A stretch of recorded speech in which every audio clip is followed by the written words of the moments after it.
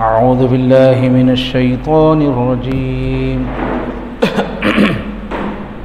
بسم الله الرحمن الرحيم فذرني ومن يكذب بهذا الحديث سنستدرجهم من حيث لا يعلمون وأملي لهم إن كيدي متين أم تسألهم أجرا فهم من مغرم مثقلون أم عندهم الغيب فهم يكتبون فاصبر لحكم ربك ولا تكن كصاحب الحوت إذ نادى وهو مكظوم لولا أن تداركه نعمة من ربه لنبذ بالعراء وهو مذموم فاجتباه ربه فجعله من الصالحين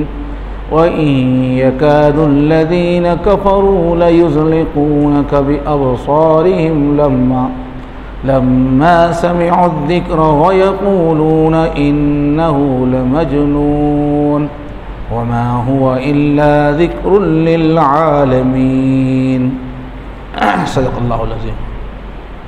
شروع کرتا ہوں اللہ کے نام سے جو بڑے مہربان ہیں، نہایت رحم والے ہیں۔ بس آپ مجھے چھوڑ دیجئے اور ان کو جو اس حدیث کو، اس قرآن کو جھٹلاتے ہیں، میں آہستہ آہستہ انہیں تباہی کے گڑھے میں اس طرح اتاریں گے کہ ان کو پتہ نہیں چلے گا، اور میں ان کی رسی دراز کر رہا ہوں، انہیں ڈھیل دے رہا ہوں، اور میری چال بہت مضبوط ہے۔ کیا آپ ان سے کچھ معاوضہ مانگ رہے ہیں کہ یہ لوگ بوجھ تلے بوجھل ہوئے جا رہے ہیں، یا ان کے پاس کوئی غیب کی خبر ہے، غیب ہے جس کو یہ لکھ رہے ہیں؟ بس آپ اپنے رب کے حکم کا انتظار کریں، صبر کریں، اور مچھلی والے کی طرح نہ ہو جائیں جبکہ انہوں نے پکارا اور وہ غم سے بھرے ہوئے تھے۔ اگر انہیں ان کے رب کی طرف سے نعمت آ کر تھام نہ لیتی تو وہ پھینک دیے جاتے چٹیل میدان میں ذلت کے ساتھ، مذمت کے ساتھ۔ بس اللہ تعالیٰ نے ان کو چن لیا اور انہیں نیکوں میں سے بنا دیا، اور قریب ہے کہ یہ کافر آپ کو اپنی نگاہوں سے گرا دیں، پھسلا دیں جب یہ قرآن کو سنتے ہیں، ذکر کو سنتے ہیں، اور کہتے ہیں یہ تو دیوانہ ہے، یہ تو نصیحت ہے دنیا والوں کے لیے۔ تو یہ آخری آیات ہے۔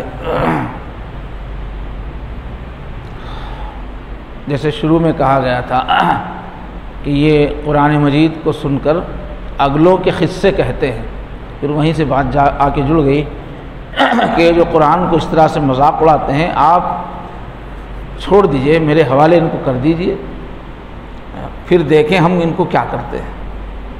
چھوڑ دیجئے مجھے اور ان کو۔ تو مراد یہ ہے کہ آپ، یہ محاورہ ہے، اس سے مراد ہے کہ آپ اللہ پر بھروسہ کریں اور ان کا معاملہ ہمارے حوالے کر دیں۔ یہ جو قرآن مجید کو جھٹلا رہے تھے کفار مکہ، ان کو اللہ کی طرف سے دھمکی ہے، جس کا ذکر اوپر 15ویں آیت میں گزرا ہے، وَإِذَا تُتْلَىٰ عَلَيْهِ آيَاتُنَا قَالَ أَسَاطِيرُ الْأَوَّلِينَ، کہ ہماری آیتیں جب اس پر پڑھ کر سنائی جاتی ہیں تو کہتا ہے کہ اگلوں کے قصے۔ تو فرما رہے ہیں یہ جو انکار کرنے والے ہیں، جھٹلانے والے ہیں، اب ان کا معاملہ آپ مجھ پر چھوڑ دیں۔ بات پہنچانا آپ کی ذمہ داری تھی، آپ نے اپنی ذمہ داری ادا کر دی ہے، اب ان کا میرا معاملہ ہے، اب آپ بیچ میں سے ہٹ جائے۔ یہ اگر توہین کر رہے ہیں قرآن کی تو پھر میں ان کو دیکھ لوں گا۔ سنستدرجہم، درجہ کہتے ہیں سیڑھی کو، استدراج کہتے ہیں کہ آہستہ آہستہ کسی کو تباہی کا شکار کر دینا، اس طرح سے کہ اس کو پتہ نہ چلے، وہ سمجھ رہا ہے کہ میری ترقی ہو رہی ہے اور ہو اس کی تباہی، اس کو استدراج کہتے ہیں۔ ایک اصطلاح ہے، جیسے نبی کے ذریعے سے کوئی غیر معمولی چیز ہوتی ہے تو اس کو کرامت کہتے ہیں اور اس کو معجزہ کہتے ہیں، اور کسی نیک متقی انسان ولی کے ذریعے سے کوئی ایسی انہونی بات ہوتی ہے تو اس کو کرامت کہتے ہیں۔ لیکن ایک شخص جو ہے دین پر نہیں ہے، اس کے باوجود بھی عجوبے کر کے دکھا رہا ہے تو اس کو استدراج کہتے ہیں۔ تو وہ اللہ تعالیٰ کا نظام یہ ہے کہ بعض وقت باطل پر جو لوگ ہیں ان کے بھی حالات ایسے رہتے ہیں کہ ان کو دھوکہ ہو جاتا ہے کہ ہم ترقی پہ ہیں، اور پھر وہ پوری طرح برباد ہو جاتے ہیں۔ تو فرما رہے ہیں کہ یہ جو حق کے دشمن ہیں آپ ان کو ہمارے حوالے کر دیجئے، آپ ہٹ جائیے بیچ میں سے، ہم ان کو دیکھ لیں گے، ہم ان کو ہلاکت کے گڑھے میں ایسے ڈھکیلیں گے کہ ان کو پتہ ہی نہیں چلے گا۔ اس وقت یہ ہماری جو ڈھیل ان کو مل رہی ہے ہماری طرف سے، ان کی سرکشی کے باوجود، رسول کو ستانے کے باوجود، صحابہ کو ایذائیں دینے کے باوجود جو پکڑ نہیں آ رہی ہے، ان کو جو ڈھیل مل رہی ہے، تو یہ سمجھ رہے ہیں کہ ہم کامیاب جا رہے ہیں اور ہم حق پر ہیں، حالانکہ موت کے پھندے میں آ چکے ہیں۔ من حیث لا یعلمون، اس طرح سے ہم تباہی میں ڈھکیلیں گے کہ ان کو پتہ ہی نہیں چلے گا۔ تو اس کی شکل یہ ہے کہ جو حق کے دشمن ہیں ان کو اللہ تعالیٰ نعمتیں دیتے رہتے ہیں، نعمت بھی ملی ہوئی ہے، صحت ملی ہوئی ہے، مال میں ترقی ہے، اولاد کو عزت مل رہی ہے، دنیاوی کامیابی مل رہی ہے۔ تو اس کو دیکھ کر جو حق کا دشمن ہے، گناہوں میں پھنسا ہوا ہے، اللہ اس سے ناراض ہے، مگر وہ سمجھتا ہے کہ میں بہت اچھے کام کر رہا ہوں، اس وجہ سے جو ہے بہت اچھا جا رہا ہوں۔ جیسے بعض لوگ جو ہے رشوت کے پیسوں سے لوگوں کا حق مار کر، حرام کمائی کر کے محل بناتے ہیں، بلڈنگ اس پہ لکھتے ہیں ھذا من فضل ربی، یہ میرے رب کا فضل ہے، تو وہ سمجھ رہا ہے رب کا فضل ہے، رب کا فضل کہاں ہے، وہ تو گرفتار ہو رہا ہے، اس کو دھوکہ آ رہا ہے کہ ماشاءاللہ ہر کام بنتا جا رہا ہے، سوسائٹی میں عزت ہو رہی ہے، تو ماشاءاللہ اللہ میری دعائیں بہت قبول کر رہے ہیں، حالانکہ زندگی میں گناہ ہے، گناہ پہ گناہ کرتے جا رہے ہیں، سمجھ رہے ہیں اللہ تعالیٰ مہربان ہے۔ تو اس کو کہتے ہیں استدراج۔ اچھے حالات کی وجہ سے آدمی دھوکہ کھا جاتا ہے کہ اللہ مجھ سے راضی ہے، پھر وہ سمجھتا ہے کہ میں جو کچھ کر رہا ہوں وہ صحیح ہے، اس طرح اس کی جو حق دشمنی ہے وہ بڑھتی چلی جاتی ہے اور اس میں غرق ہو جاتا ہے۔ وہ نہیں سمجھتا کہ یہ جو نعمتیں مجھے مل رہی ہیں انعام نہیں ہے بلکہ میری ہلاکت کا سامان ہے۔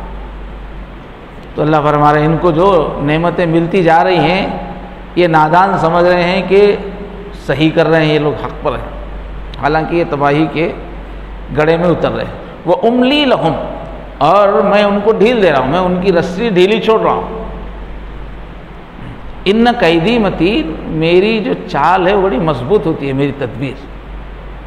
تو فرما رہے ہیں کہ میں ان کو جو ڈھیل دے رہا ہوں نا، یہ سمجھ رہے ہیں کہ بس ان کو کوئی پوچھنے والا نہیں ہے، حالانکہ یہ ہمارا ایک طریقہ ہے، اس طرح ہم سامنے والی کی پوری برائی کو آخری حد تک کھل کر آنے دیتے ہیں، پھر اس کے بعد اس کو پکڑتے ہیں تو پھر وہ چھوٹ نہیں سکتا۔ ان قیدی متین، قید اصل میں سازش کو کہتے ہیں، عام طور پہ جو استعمال ہے لفظ کا سازش کرنا، اور حقیقی معنی ہے خفیہ تدبیر، ایسی تدبیر کرنا کہ وہ ظاہر نہ ہو، اندر اندر کو ایسی تدبیر کرنا کہ سامنے والا ڈھیر ہو جائے۔ تو یہ عیب نہیں ہے خاموشی سے تدبیر کرنا، اگر غلط مقصد کے لیے نہیں ہو رہا ہے، صحیح مقصد سے ہو رہا ہے اور جس کے ساتھ تدبیر کی جا رہی ہے وہ اسی کے لائق ہے، تو خفیہ تدبیر کرنا جب غلط نہیں ہے۔ اس لیے اللہ تعالیٰ اپنی تدبیر کو قید کہتے ہیں، قید، خفیہ تدبیر۔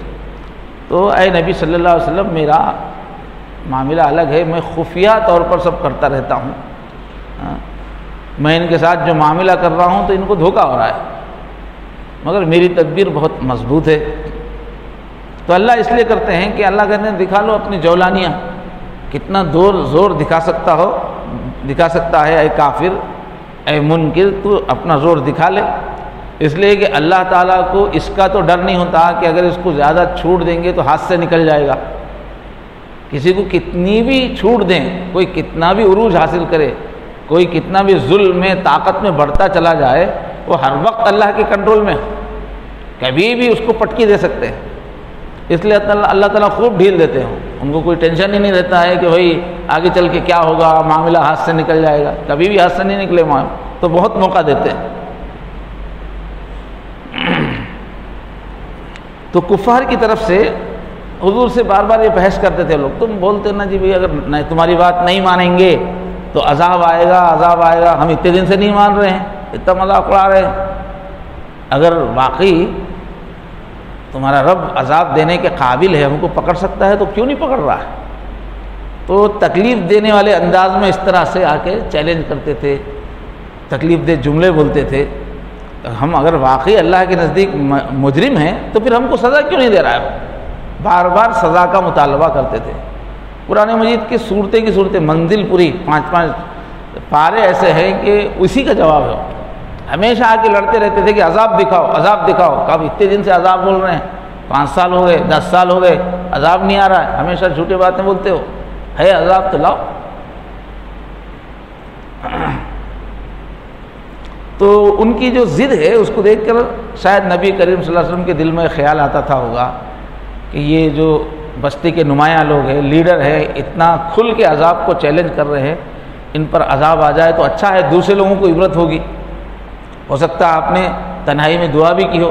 مفتی شفیع صاحب لکھتے ہیں ہو سکتا ہے تنہائی میں دعا بھی کی ہو. تو اس پر اللہ فرما رہے ہیں کہ ہم اپنی حکمت جانتے ہیں، جو ہم ڈھیل دے رہے ہیں اس کی حکمت ہم کو معلوم ہے.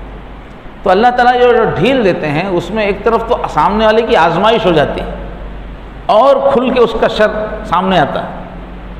دوسرے جس کے اندر تھوڑی رمق باقی ہے اس کو مہلت بھی ملتی ہے. جلدی پکڑ لیں گے، عذاب ہوں گے تو بیچارے کی خاتمہ ہی ہو جائے گا.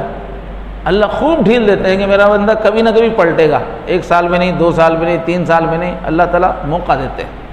تو پلٹنے والے کے لیے پلٹنے کا موقع ہوتا ہے، اور جو شر والا ہے اس کو اپنا شر خوب دکھانے کا موقع مل جاتا ہے.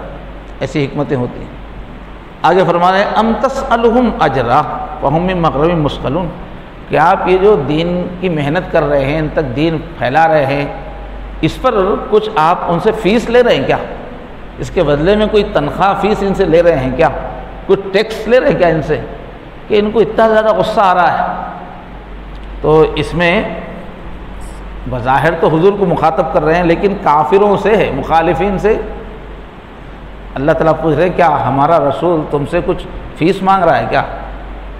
اس محنت کے بدلے میں کچھ تم سے معاوضہ طلب کر رہا ہے؟ کیوں اتنا بگڑ رہے ہو؟ تم خود جانتے ہو کہ ان کی یہ تڑپ، ان کی محنت یہ بے غرض ہو کے کر رہے ہیں، ان کا کوئی دنیاوی فائدہ نہیں، اور تمہاری بھلائی سمجھ کے بار بار تم کو آخرت سے ڈرا رہے ہیں، انجام کی فکر دلا رہے ہیں. تم خود جانتے ہو کہ مخلص ہیں. اگر تم کو ماننا نہیں ہے تو مت مانو، مگر اتنا غصہ کیوں آ رہا ہے تم کو؟ اتنا تم چراغپاں کیوں ہو رہے ہو؟ آگے فرمایا ام عندهم الغیب فہم یکتبون، اچھا یا ان کے پاس کچھ غیب کو جھانک کے دیکھ لیے کہ ہماری آخرت بھی پکی ہے اور یہ جو کچھ کہہ رہے ہیں یہ غلط ہے، ہم کو عذاب نہیں آنے والا ہے؟ کیا کوئی غیب کی کتاب ان پہ کھلی ہے کیا جو اتنی شدت سے جو ہے تمہاری مخالفت کر رہے ہیں؟ آگے فرمایا فاصبر لحکم ربک، یہاں صبر کیجیے مطلب ہے انتظار کیجیے. اب ان کا انجام سامنے آنے میں دیر نہیں ہے، آپ جب تک آپ کے رب کا حکم نہ آئے صبر کیجیے. آپ ان کی تباہی کی بد دعا مت کیجیے. اور یہ لوگ عذاب کا مطالبہ کر رہے ہیں تو آپ بھی یہ مت سوچیے کہ ان پر عذاب آ جائے، آپ صبر کیجیے. ولا تکن کصاحب الحوت، اور مچھلی والے کی طرح مت ہو جائیے. یہ حضرت یونس علیہ السلام کی طرف اشارہ ہے کہ ان کے ساتھ بھی ایسے ہی ہوا تھا کہ قوم نے جب بہت بار بار ضد کی، عذاب بھیجو عذاب بھیجو، تنگ آ گئے تو انہوں نے دعا کر دی کہ اللہ بہت عذاب کے لیے کہہ رہے ہیں، بہت دن سے عذاب بھیج دیجیے. اب دعا بھی قبول ہو گئی، عذاب بھی آ گیا، آسمان پہ پورے عذاب کے آثار ظاہر ہو گئے. اب یہ سمجھے کہ اب عذاب آ گیا ہے تو مجھے وہاں سے چلا جانا ہے. ادھر قوم نے جو ہے خوب رو دھو کے دل سے معافی مانگی، ان کو احساس ہو گیا نبی بھی نہیں ہے تو پریشان ہو گئے وہ لوگ. تو عذاب وہ ٹل گیا۔ اب یہ جلدی جو نکل گئے تھے اللہ تعالیٰ کی باضابطہ اجازت سے نہیں گئے تھے، اپنے ہی ایک اجتہاد سے چلے گئے تھے کہ اس وقت یہی کرنا چاہیے، اللہ تعالیٰ کی طرف سے اجازت نہیں ملی تھی۔ تو اللہ تعالیٰ نے پھر ایسا کیا کہ جس کشتی پہ بیٹھ کے جا رہے تھے وہاں پر طوفان آیا، کشتی میں اعلان ہوا کہ بھئی کون ہے، بھاگا ہوا غلام کون ہے۔ اس لوگوں کا عقیدہ ہوتا تھا کہ جو بھاگا ہوا غلام کسی کشتی میں ہے تو وہ ڈوب جاتی، تو بھاگا ہوا غلام کون ہے، تمہاری ایک کی وجہ سے پوری کشتی والے ڈوب جائیں گے۔ تو پھر انہوں نے اپنے آپ کو پیش کیا تو ان کو سمندر میں ڈال دیا گیا، مچھلی نے نگل لیا۔ تو مچھلی کے پیٹ میں ان کو بہت احساس ہوا، بہت استغفار کی، تو پھر اللہ تعالیٰ نے ان کی آیت کریمہ جانے لا الہ الا انت سبحانک انی کنت من الظالمین، انتہائی غم سے انہوں نے استغفار کی، یا اللہ آپ ہی میرے معبود ہیں، میرے محبوب ہیں، آپ کے سب فیصلے صحیح ہیں اور آپ تو پاک ہیں، آپ کا کوئی فیصلہ غلط نہیں ہے، میں ہی غلطی پر ہوں۔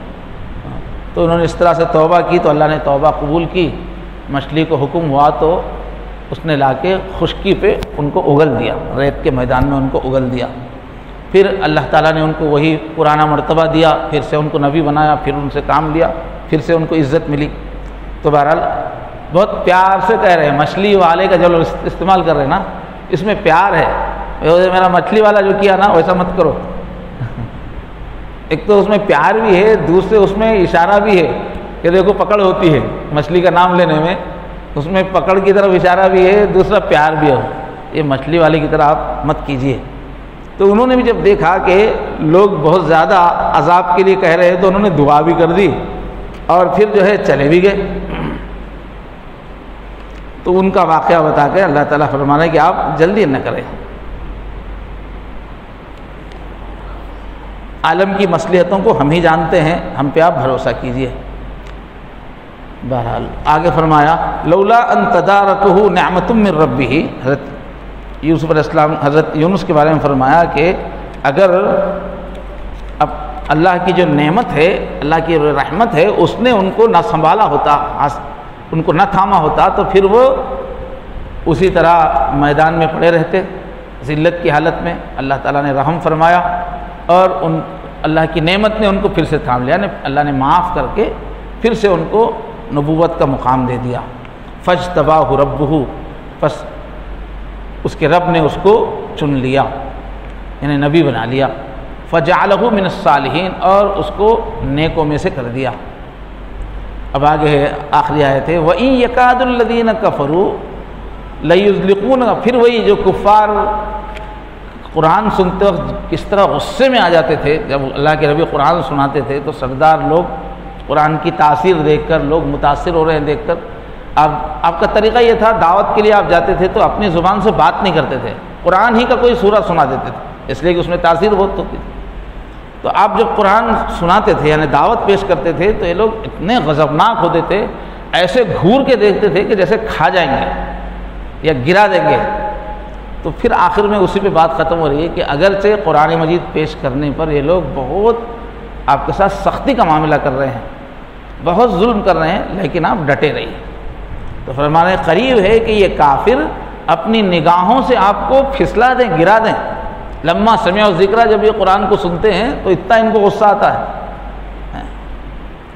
وَيَقُولُونَ إِنَّهُ لَمَجْنُونَ، اور غصے میں آ کے لوگ کہتے ہیں پاگل ہے، دیوانہ ہے، آپ کو مجنون کہتے ہیں۔ پھر جہاں سے سورہ شروع ہوا وہیں پہ آ گئی بات کہ مجنون کہنے پہ ہی سورہ شروع ہوا تھا، پھر اسی پہ بات ختم ہو رہی ہے اور ایک انداز میں اس میں جواب دیا جا رہا ہے وَمَا هُوَ إِلَّا ذِكْرٌ لِّلْعَالَمِينَ۔ اب یہ مجنون کہیں، دیوانہ کہیں اور قرآن مجید کو دیوانے کی بڑھ کہے، لیکن حقیقت یہ ہے کہ یہ تو نصیحت ہے دنیا والوں کے لیے، عبرت ہے، نصیحت ہے، آنکھیں کھولنے والی چیز ہے۔ جس کو نصیحت حاصل کرنا ہو حاصل کرے، جو دیوانے کی بڑھ کہتا ہے تو کہہ لے، انجام دیکھنا پڑے گا۔ آخر اسی کے اوپر بات ختم ہوئی۔ تو امام بغوی، اور ایک اس میں کیا ہے کہ یہ جو آیت ہے آخری کی وَإِن يَكَادُ الَّذِينَ، یہ نظر کی دعا ہے۔ امام تفسیر امام بغوی اور دوسروں نے لکھا اس کے بارے میں کہ مکے میں ایک شخص تھا جو نظر لگانے میں بہت مشہور تھا۔ نظر کو اسلام میں بھی مانا گیا ہے، بعض لوگوں کی نظر بہت زیادہ جلدی لگ جاتی ہے، تو ایک شخص بہت مشہور تھا، تو لوگ دشمنی کسی سے نکالنا ہو تو اس کو لے آتے تھے، وہ جا کے نظر لگاتا تھا، تو ایسی خطرناک نظر تھی کہ اس کی نظر لگنے سے اونٹ اور بکریاں مر جاتی تھی، روایت میں سے لکھا ہوا۔ تو اس کو سمجھا کے لائے وہ لوگ کفار مکہ، چونکہ حضور پاک صلی اللہ علیہ وسلم سے شدید دشمنی تھی، اس کو استعمال کیا۔ اس نے آ کے بہت کوشش کی نظر لگانے کی، گور گور کے دیکھ کے، لیکن اللہ نے حفاظت فرمائی اور اس کا اثر نہیں ہوا۔ تو یہ آیت اسی کی طرف اشارہ کرتی ہے، یہ بھی تفسیر میں لکھا ہوا ہے۔ اور حضرت حسن بصری کہتے ہیں کہ اگر کسی پر نظر بد کا اثر ہو جائے تو یہ آیت پڑھ کے دم کریں تو اس کا اثر زائل ہوگا، تفسیر مظہری میں اس کو لکھا گیا ہے۔ اللہ تبارک و تعالی ہم سب کو قرآن مجید کا فیض عطا فرما۔ آخر دعوانا الحمدللہ۔